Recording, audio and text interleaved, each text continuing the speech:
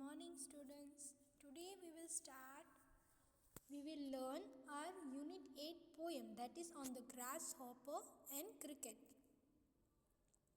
Unlike the ant and the cricket, page 21 which tells us a story, this is a natural poem. अब इसके पहले हम एक एंट और क्रिकेट के बारे में हमने एक पोएम पढ़ा था. उसमें क्या था? उसमें एंट और क्रिकेट उन दोनों की लाइफस्टाइल कैसी होती उसके बारे में हमने पढ़ा था. पर in it the grasshopper and cricket do not appear as a character in a story.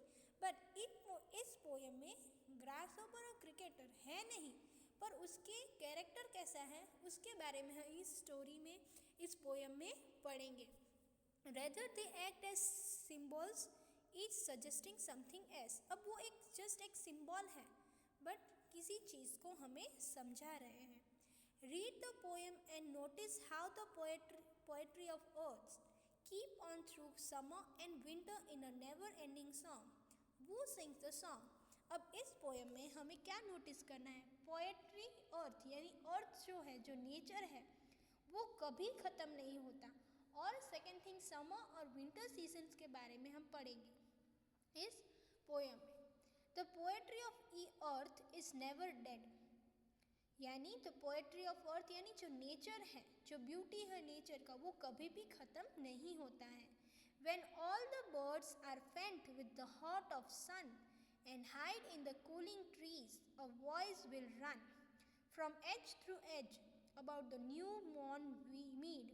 अब ये किसके बारे में कह रहे हैं? सारे बर्ड्स के बारे में कह रहे हैं. जब गर्मी का सीज़न आता है यानी समर सीज़न आता है, तब जो सारे बर्ड्स होते हैं वो भी थक जाते हैं और वो कहाँ पर जाके ठंडी ट्रीज़ के नीचे, वो छाँव के नीचे बैठते हैं थोड़ी देर के लिए अपने आप को ठंडा रखने के लिए.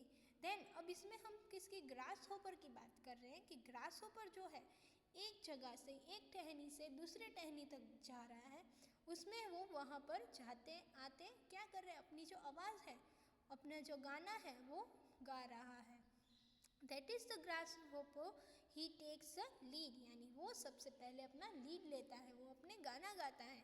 In summer luxury he has never done with his delights, for when tired out with fun, he rests at the ease beneath some pleasant weed.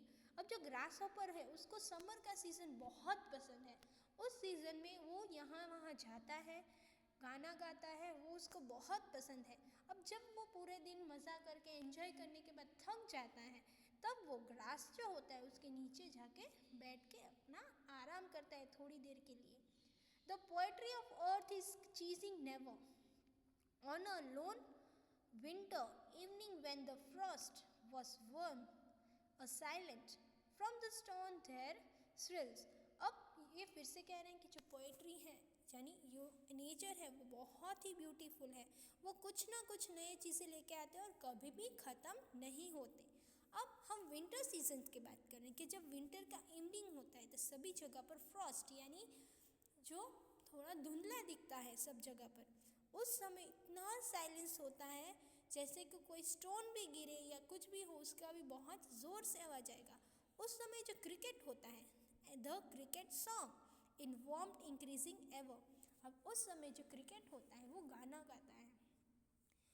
वो गाना किस वजह से गाता है कि उसे सारे जो आसपास में जो ठंडी है उसमें थोड़ा सा वार्मथ लेके आता है, थोड़ी सी गर्माहट लेके आता है.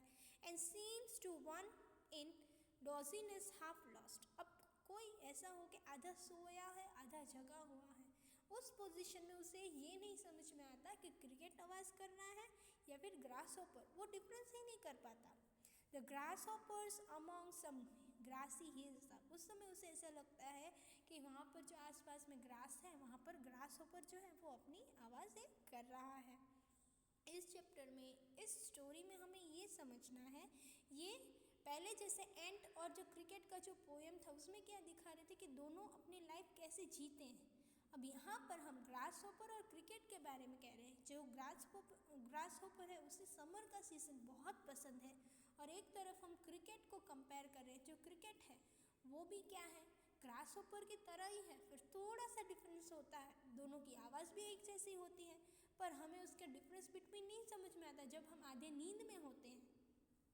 और जो क्रिकेट है उसे विंटर का सीज़न बहुत पसंद है, वो भी ऐसे ही गाना गाता है, मस्त मज़ा करता है वो नेचर के देखकर। इसमें हमें और एक मेन ये चीज़ है कि हमें नेचर के बारे में बोल रहे हैं कि नेचर क्या है, कभी ख़त्म ना होने वाली एक चीज़ है जिसे हम देख के हमें बहुत ही खुशी मिलती है। And this poem is written by John Keats. अब ये जो पोएम है वो किसने लिखी है, जॉन कीट्स करके जो कवि है उन्होंने।